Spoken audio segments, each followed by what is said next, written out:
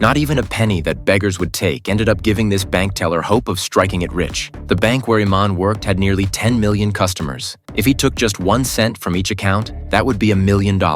With that thought, Iman came up with a wild plan. He first created a virus email and sent it to the bank's CEO. The boss opened it without a second thought, and Iman gained access to his computer. The virus quickly spread across the bank's system.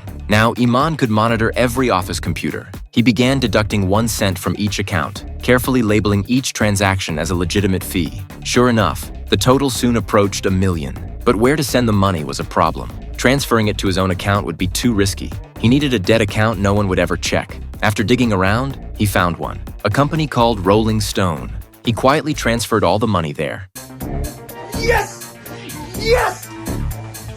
Yes! But just then, a group of thugs kicked in his door. Turns out his father owed a gang hundreds of thousands, and now the debt had fallen to him. They told Iman if he didn't pay in 2 days, not only would his dad be dead, but he'd also lose his ability to have kids. So this one-penny scheme was all about saving his father. But now, 2 days were up. The gangsters came to grab him. Though Iman had just transferred the money, he didn't have cash in hand, so he ran. The thugs chased him through the streets. Meanwhile, he racked his brain for the fastest way to get the cash. Online transfer? Too risky. It'd reveal his identity. A TM? Daily limit was too low. His only option was going to a bank counter, but even that required high-level authorization. So he reached out to a nearby bank manager, pretending to be an employee from Rolling Stone. He said the company had sent him to make a withdrawal. Gunshots from the gangsters behind him made the manager suspicious. Iman said it was just kids setting off fireworks nearby. The manager bought it and agreed to prepare the cash. After a wild chase, he finally lost the thugs and headed straight to the bank. The manager had the money ready, but there was a new hurdle.